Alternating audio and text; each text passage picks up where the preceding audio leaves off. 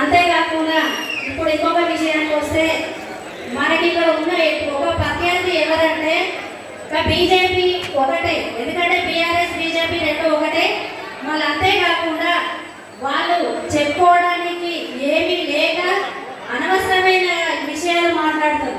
వాటిని మన mind divert చేయడానికి మనతోటి మైండ్ గేమ్ ఆడతారు. ఏమంటారు? గుడులు అంటారు, పూజలు అంటారు, అక్షంతలు తెచ్చినామంటారు, మేము ఎన్నో చేస్తామంటారు, ఇవన్నీ మాట్లాడతారు. మనం అవన్నీ మొదటి నుంచి మనం ఎవరి సంప్రదాయాన్ని వాళ్ళు పాటిస్తూ ఎవరి పద్ధతులలో వాళ్ళు ఉంటూ నడుస్తూనే ఉన్నాం. వాళ్ళు కొత్తగా మనం చెప్పాల్సింది ఏమీ లేదు.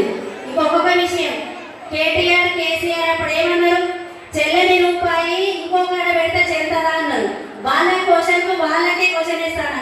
మరి వర్ధన్నపేటలో ఓడిపోయినటువంటి చెల్లని రూపాయిని ఇప్పుడు బీజేపీ నుండి టికెట్ ఇస్తే మరి ఆ రూపాయి చెల్తుందని మీరు అనుకుంటారా? మరి అది ఎట్లా సాధ్యమవుతుంది? చెల్లని రూపాయి ఎక్కడైనా చెల్లని రూపాయే కదా. ఏ చేతులు మారినా టైం మాత్రం మారదు కదా. ఆ రూపాయి అంటే ఆ వ్యక్తి మాత్రం మారాడు కదా. ఆయన చేసినటువంటి మోసాలు మారాయి కదా. ఆయన చేసినటువంటి అవినీతి కాదు కదా.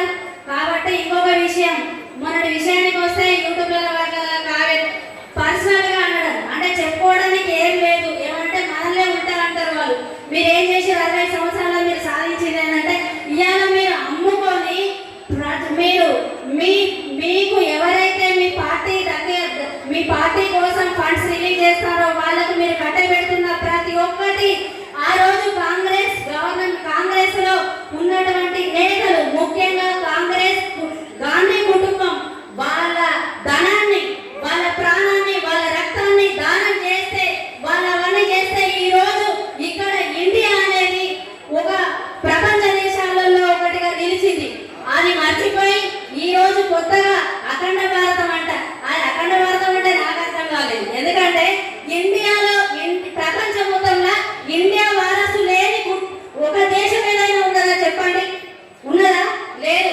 ఉన్నకాడ కూడా వాళ్ళు గుడులు కట్టుకుంటారు, పూజలు చేస్తారు, అన్ని జరుగుతున్నాయి. మరి వీళ్ళకి అంతా అంటే వీళ్ళు ఏం చేయడానికి ఏం లేదు కాబట్టి కావాలని ఒక మతాన్ని ఒక చిచ్చులాగా పెట్టి కావాలని వీళ్ళు రెచ్చగొట్టి మత విద్వేషాలు చేస్తారు. కాబట్టి మన కార్యకర్తలు ఇక్కడ పశ్చిమ నియోజకవర్గంలో మన నాయనన్నైతే ఎలా గెలిపించుకున్నామో అదే విధంగా మేము అందరం కష్టపడి ప్రతి ఒక్కరు ఒక యుద్ధ ప్రాతిపదికన ఒక సైనికుల్లాగా మన మహిళ అయినటువంటి ఎంపీ కావ్య గారిని గెలిపించుకొని అదే విధంగా విజయోత్సవాలను కూడా జరుపుకుంటామని కార్యకర్తలు ఎక్కడ కానీ తగ్గేదే అనే విధంగా కష్టపడి పనిచేయాలి అని కోరుకుంటూ ఈ అవకాశం ఇచ్చిన పెద్దలకు నా ధన్యవాదాలు తెలుపుకుంటున్నాను.